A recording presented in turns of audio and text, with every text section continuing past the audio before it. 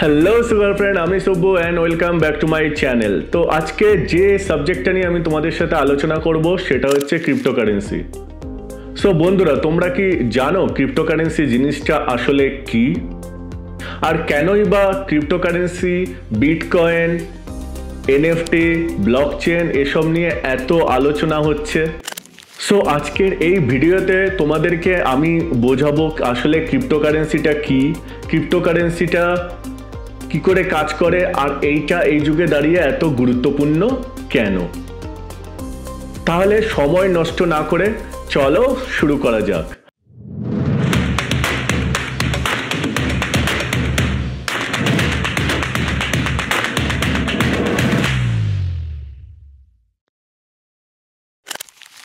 So friends, তাহলে cryptocurrency আসলে কি? What is cryptocurrency?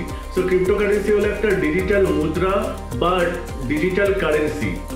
একে সরাসরি স্পর্শ করা যায় না, কারণ এর কোনো ফিজিক্যাল স্ট্রাকচার হয় না। পৃথিবীর সবচেয়ে জনপ্রিয় ক্রিপ্টোকারেন্সি হলো বিটকয়েন, আর এটি চালু হয় 2009 সালে।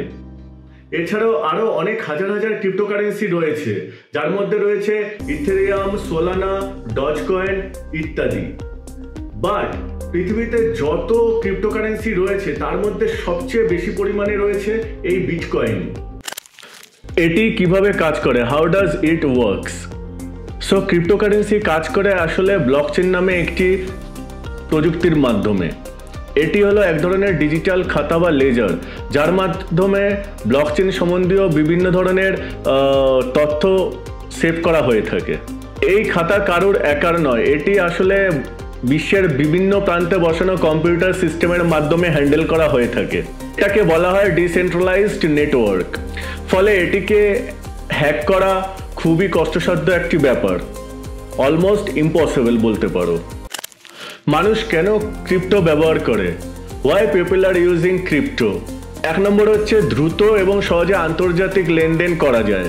2 নম্বর পয়েন্ট হচ্ছে ব্যাংক ছাড়াও তুমি লেনদেন করতে পারবে।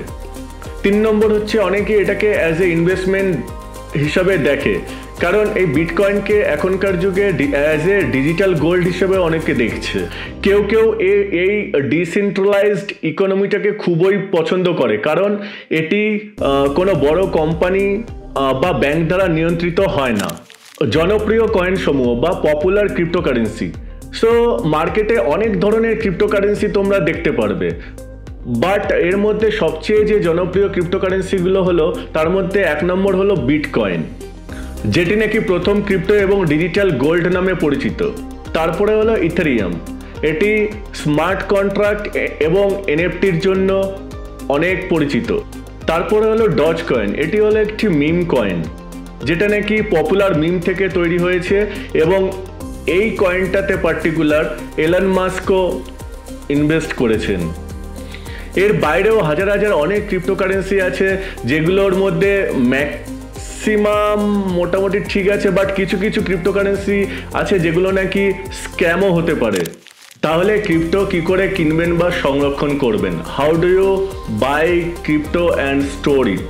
ক্রিপ্টো কিনতে হলে তোমাদেরকে ক্রিপ্টো এক্সচেঞ্জের মাধ্যমেই কিনতে হবে, আর এগুলোর মধ্যে আছে কয়েনসুইচ, বিনান্স, যেগুলো নাকি বাইরের, আর ইন্ডিয়ার মধ্যে যেগুলো আছে সেগুলো হচ্ছে ওয়াজিরেক্স আর হচ্ছে কয়েনসুইচ। এছাড়াও আরও অনেক আছে, তোমরা যদি নেটে সার্চ করে দেখো তাহলে অবশ্যই তোমরা এর সম্বন্ধে জানতে পারবে। সো এই ধরনের ক্রিপ্টো এক্সচেঞ্জে তোমাদের যেতে গেলে তাহলে তোমাদেরকে এই অ্যাপ ডাউনলোড করতে হবে। ডাউনলোড করে প্রথমত তোমাদেরকে রেজিস্ট্রেশন করতে হবে, দ্বিতীয়ত তোমাদেরকে কেওয়াইসি করতে হবে, তৃতীয়ত যে ক্রিপ্টো এক্সচেঞ্জ আছে সেখানে তোমাদের ব্যাংক অ্যাকাউন্ট অ্যাড করতে হবে, যাতে ক্রিপ্টো ওয়ালেটে তোমরা টাকা পাঠাতে পারো এবং সেখান থেকে তোমরা ক্রিপ্টোকারেন্সি কিনতে পারো। তাহলে ক্রিপ্টোকারেন্সিগুলো কোথায় থাকে? ক্রিপ্টোকারেন্সিগুলো থাকে হচ্ছে ওয়ালেটে। এই ওয়ালেট আবার 2 রকমের হয়, একটা হচ্ছে হট ওয়ালেট, একটা হচ্ছে কোল্ড ওয়ালেট। হট ওয়ালেটটা হলো, এটা হচ্ছে অনলাইন ওয়ালেটের মধ্যে ক্রিপ্টোগুলো থাকে, আর কোল্ড ওয়ালেট হচ্ছে, এটা হচ্ছে অফলাইন, যেমন USB device.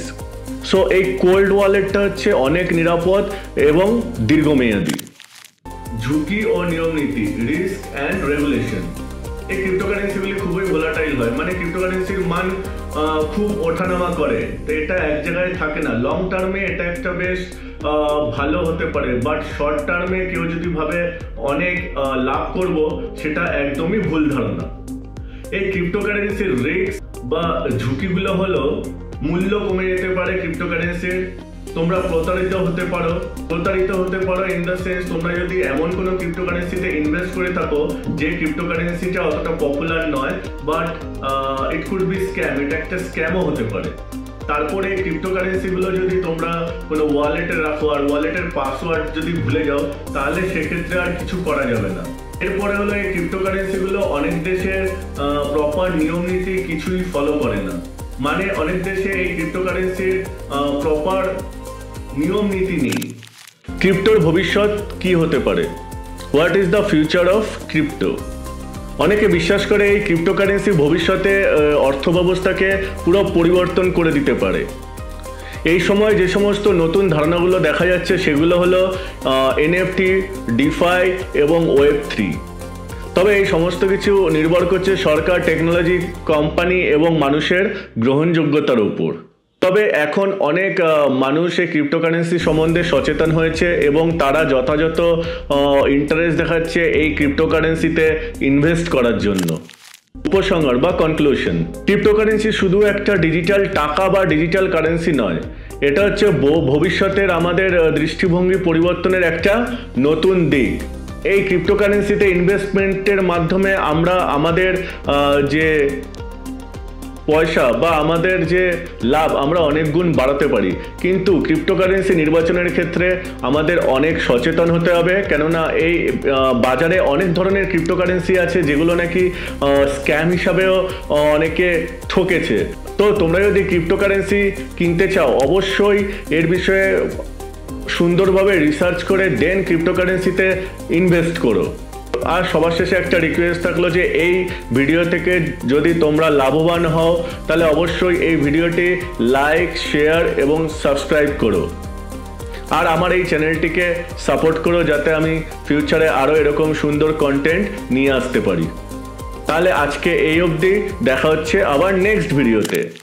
So sugar friends, video শেষে তোমাদেরকে জানাতে চাই যে তোমাদের মধ্যে যদি কেউ ক্রিপ্টোকারেন্সিতে ইনভেস্ট করতে ইচ্ছুক হও, তাহলে তোমাদেরকে আমি একটা ক্রিপ্টো এক্সচেঞ্জ অ্যাপ সাজেস্ট করতে পারি যার নাম হচ্ছে কয়েনসুইচ।